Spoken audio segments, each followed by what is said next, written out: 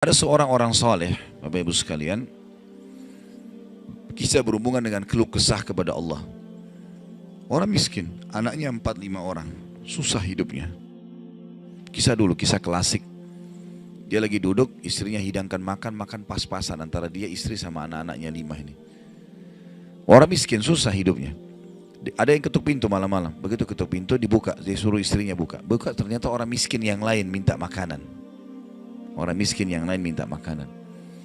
Maka istrinya lihat ke suaminya, apa perintahnya nih? Suaminya bilang kasih aja.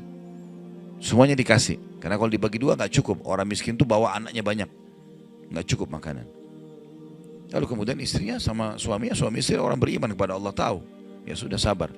Tapi subhanallah, beberapa saat kemudian, kalau kita beberapa jam kemudian lah, menjelang malam hari, lebih gelap ya, sudah mulai masuk pertengahan malam, jam 12 malam, mereka kelaparan semua.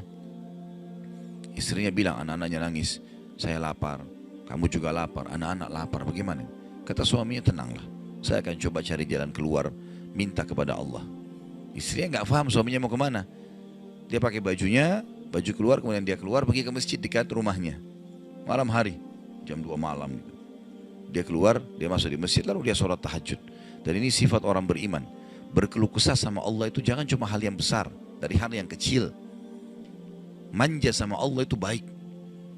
Ngeluh terus, minta terus sama Allah. Allah suka hambanya yang tamak dengan rahmat Allah. Tamak dengan rahmat Allah. Sudah sehat, minta ditambah kesehatan. Sudah kaya, minta ditambah kekayaan. Selalu minta tamak dengan rahmat Allah. Dan sudah pernah saya bilang, meminta sesuatu agar nikmat ditambah atau bertahan, itu adalah pahala lebih besar daripada kalau cobaan sudah datang baru kita minta diangkat cobaan tersebut. Kita sehat, minta agar Allah pertahankan kesehatan, itu lebih besar pahalanya dibandingkan nanti sakit baru minta disembuhkan. Jadi tamak dengan rahmat Allah itu penting. Kalau bahasa saya sebenarnya bermanja-manja sama Allah. Selalu ya Allah bantu, ya Allah tolong, ya Allah mudahkan, ya Allah terus hidupnya. Kalimatnya selalu begitu.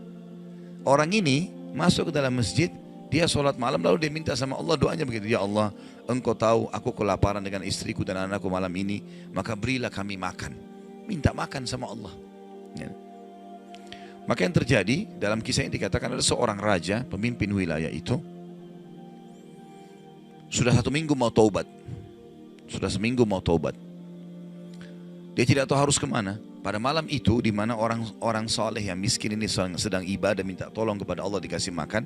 Raja ini gelisah, dia keluar lalu dia bawa 1 kantong uang emasnya. Dia bawa juga sekantong makanan yang terbaik yang dia punya di istananya. Kemudian dia bilang, ya Allah, sebagai bentuk taubatku kepadamu, saya akan berikan ini kepada hambamu yang engkau tunjuk. Ya. Lalu kemudian sebagai bentuk juga, saya tidak memilih kecuali engkau yang memilih Allah, saya tidak akan pegang tali kekangan kuda ini, saya biarkan dia jalan kemana. Akhirnya orang raja ini naik di atas kudanya, dia bawa itu kemudian jalan kudanya mampir di masjid yang ada orang soleh itu. Dia bilang, saya tidak tahu kenapa kuda ini mampir di masjid, lalu saya turun, saya temukan dalam masjid, waktu zaman dulu gak ada lampu, gak ada penerangan, cuma dia dengar suara, gelap di masjid. Dia masuk, temukan ada orang ini lagi berkeluh kesah sama Allah. Minta, ya Allah, saya sama istri saya kelaparan sama anak-anak, berilah kami makan, gitu kan. Maka dia bilang, raja ini pun setelah orang itu berdoa sholat lalu dipanggil, dia bilang, saya seorang raja di sini, saya raja di sini, saya sadar bertobat kepada Allah dan saya dengar doamu, tadi kau minta makanan, maka ini saya kasih, ini harta saya yang saya niat sedekahkan dengan makanan, ambillah. Dan kalau kau punya masalah lagi, datang ke istana saya, kapan saja. Kira-kira saya mau tanya Bapak Ibu sekalian, kita jujur menjawab. Kalau seandainya kita di posisi orang ini, kita sudah dapat solusi. Kalau kita sekarang mungkin ada orang kasih kartu nama, nih ya, butuh apa saja telepon saya. Misal presiden, tidak usah presiden, terlalu tinggi lah. Misal seseorang kita temui orang kaya, ada masalah apa saya telepon ke saya akan bantu.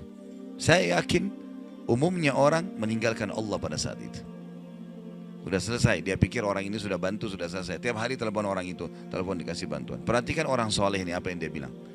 Waktu raja itu bilang, kalau ada keperluan apapun datang ke istana saya. Dia bilang, saya demi Allah tidak akan datang kepada anda kalau saya punya masalah. Tapi saya akan datang kepada Allah, Tuhan saya dan Tuhan anda, yang telah mengutus anda datang kepada saya malam ini membawa makanan. Justru kalau ada sudah solusi dari Allah, makin dekat sama Allah. Jangan sudah dikasih lupa ini. Ini poin penting bagaimana kita jaga berkeluh kesah kepada Allah. Jadi jangan berpikir Bapak Ibu sekalian, masa sih saya bisa sembuh hanya karena saya sujud? Masa sih saya bisa mendapatkan keturunan hanya karena saya sujud? Ini kesalahan ini. Justru harus kita fahami kalau itu bisa. Dan Allah punya cara. Setiap jawaban Allah kalau datang itu sesuai dengan sistem atau sunnatullah yang telah Allah ciptakan di alam kita ini. Misal saya berkeluh kesah, ya Allah sendal saya putus, gantikanlah. Sahabat begitu ya. Para sahabat Nabi itu kalau sendalnya putus, ya Allah sendal saya putus, gantikanlah. Allah nggak lemparin sendal dari langit. Nggak mungkin. Tapi apa yang terjadi? Allah gerakkan sesuai dengan sistem yang ada. Allah buat ada orang lain melihat kita kesian dikasih sendal. Atau dia dapat duit dia bisa beli sendal. Jawabannya Allah begitu. Dalam bentuk sinyal datangnya. Jadi harus peka menangkap itu. Kemudian selanjutnya, tentu juga yang ini tadi contoh kisah orang yang berkeluh kesah kalau berhubungan dengan cobaan dari Allah ya. Dia tidak keluh kesah kecuali kepada Allah. Sekarang kita masuk ke contoh kalau cobaan dari manusia. Tadi saya bilang orang digunjing, orang dihina, orang difitnah segala macam. Dia tidak balas kebodohan dengan kebodohan. Jangan pelanggaran dengan pelanggaran. Pasangannya selingkuh, dia juga selingkuh. Dua-dua dosa. Dua-dua dihukum sama Allah. Tidak ada urusan sama kita itu. Tidak ada urusan sama kita. Ya. Maka kisahnya seperti misalnya Abdullah bin Abbas radhiyallahu anhuma pernah lagi jalan dicaci maki oleh seseorang tanpa sebab ini. Datang tiba-tiba caci maki dia. Ibnu Abbas dengarin saja apa yang disampaikan orang itu. Sudah selesai kata Ibnu Abbas, sudah selesai. Dia bilang iya, orang ini kebetulan lihat Ibnu Abbas pakai jubah baru. Ini kamu itu mentang-mentang sahabat Nabi, kamu itu pakai jubah mahal-mahal segala macam. Hasud, orang hasud gitu. Tiba-tiba bayangin kalau kita lagi naik di mobil orang ketuk kaca. Kamu kenapa pakai mobil baru? Kamu kenapa? Apa urusannya sama orang ini gitu? Mungkin kita marah-marah sama orang ini. Ibnu Abbas diam, didengarin semua, sudah selesai. Karena tidak mungkin tergerak orang ini mengucapkan sesuatu kecuali memang ada sebabnya. Dia biarin, sudah selesai kamu sudah. Baik, dibuka jubahnya, ini ambil hadiah buat kamu. Sampai orang itu malu. Sudah caci maki dikasih hadiah lagi. Dan yang dia sorotin ini adalah jubahnya Ibnu Abbas. Sampai akhirnya menjadi muridnya Ibnu Abbas. Nah, bisa nggak kira-kira kalau orang ketuk kaca mobil, kenapa pakai mobil baru? Ambil deh mobilnya.